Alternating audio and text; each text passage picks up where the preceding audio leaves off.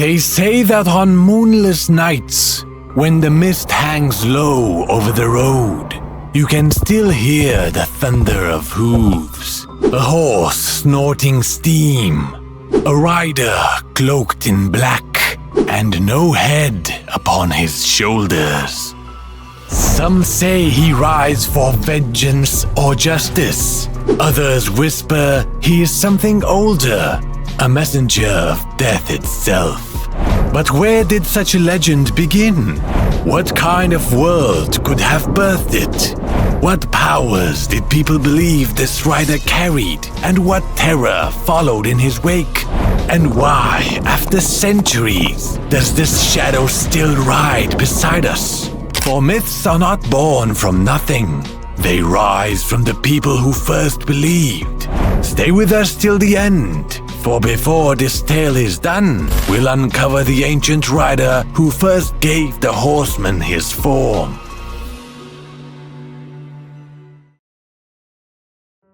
The tale begins in the Valley of Sleepy Hollow, a quiet, haunted corner of early America, where superstition lingered like fog between the trees. The settlers who came here were steeped in old European fears, witches, revenants, restless ghosts that walked after death. Among their whispers was one story told above all others, of a rider without a head, galloping through the night with a pumpkin in hand. They said he was a Hessian soldier, killed in the Revolutionary War. A cannon had taken his head clean from his body, and yet his horse's hooves still struck sparks along the road as he searched for what he had lost. Children were warned not to walk alone. Travelers swore they heard him following close behind. But the people of Sleepy Hollow did not invent this fear. They carried it across oceans and centuries. For long before America, there was another rider who bore no head. What if the horseman's story did not begin in America at all, but in a land where death itself rode beside men? To find the first shadow of the horseman, we must ride back to Ireland, to an age divided by mists and kings, when the veil between life and death was thin. Here rode the Dullahan, a dark fae, neither man nor ghost, who carried his own head in his hands. The Dullahan's skin was the color of decay, its eyes glowing like candles in a skull. And where he rode, death followed. He was no spirit of vengeance, but a harbinger, a herald of dying. When he stopped riding, someone was doomed to die. He would lift his severed head high, scan the land with supernatural sight, and call out a name. At that sound, the soul of the one named would depart. No lock or gate could bar his way, for the Dullahan rode not for justice, but for balance, the cycle of life answering to death. What kind of world could give birth to a rider like this? The Celts lived close to death, their world wild and tamed and steeped in ritual. They believed the boundary between this life and the next could open, especially during Samhain, the festival marking the end of harvest and the coming of winter. It was the night when the veil between the worlds grew thin. Fires were lit to ward off spirits, and masks were worn to confuse whatever might cross over. Samhain would one day become Halloween, but for the Celts, it was not about costumes. It was about survival. A reminder that life and death walked hand in hand. And the Dullahan, like the Banshee, the wailing spirit of death, was one of many messengers reminding them that mortality was never far behind. In some tales, he rode for the goddess Cromduv, a dark deity once offered blood sacrifice. When those offerings ceased, the Dullahan became her enforcer, taking lives in her stead. Each culture reshaped the myth. The Irish saw him as a collector of souls, the Scots a headless guardian of graveyards, the Germans a decapitated huntsman cursed to roam the forest. And when settlers crossed the ocean, these stories followed, their ghosts reborn in a new world. This tale is only one among many within the archives of our Myth and Magic series. We've walked with witches beneath the moon, hunted with werewolves under silver skies, and faced the hunger of the Wendigo in the frozen north. But none ride the line between the living and the dead quite like this one. So listen closely, for his shadow still rides, and this story is far from over. So what gave the horseman such power over human imagination? Perhaps it was his nature, part man, part death itself.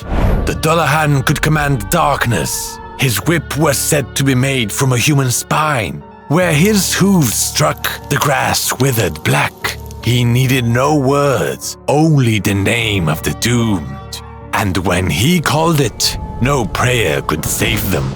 But in the American telling, something changed. The Headless Horseman of Sleepy Hollow became less a spirit of fate and more a spirit of vengeance. A soldier trapped between life and death, doomed to wander until he found his missing head.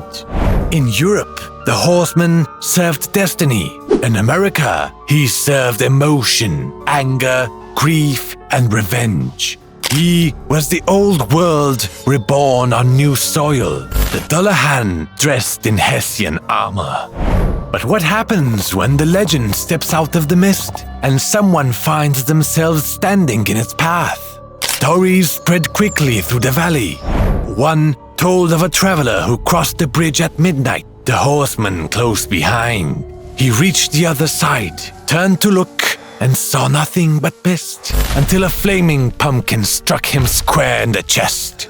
Another told of a woman who heard hooves outside her window and the sound of breathing, heavy and hollow. When she looked out, there was only an empty saddle dripping with black water.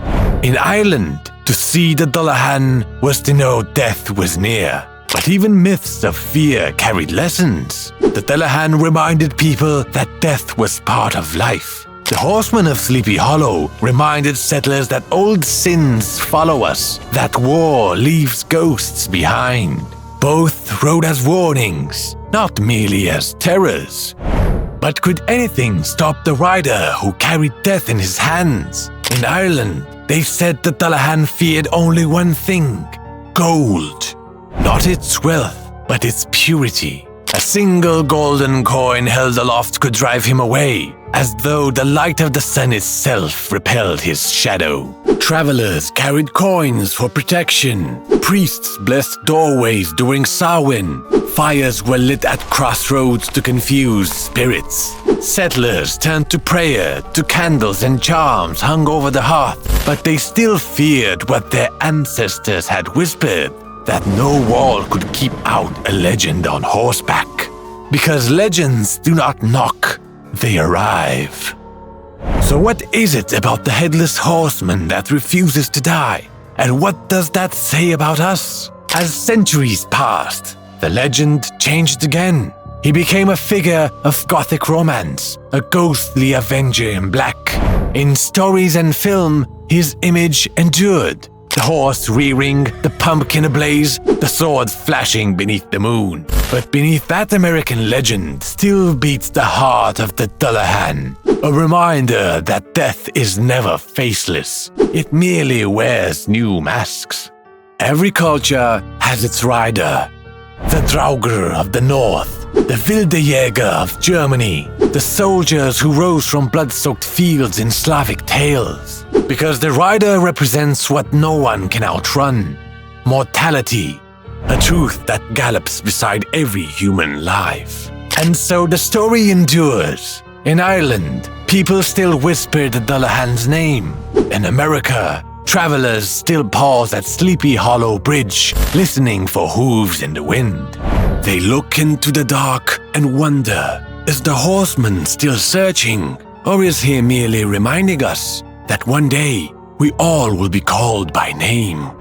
The horseman himself was never real, but the fear that created him, the fear of what waits beyond the dark, that part has always been true.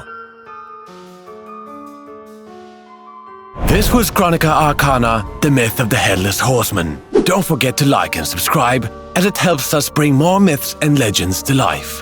And if you'd like to continue your journey, the Myth and Magic playlist awaits. Thank you for watching. We'll see you in the next myth.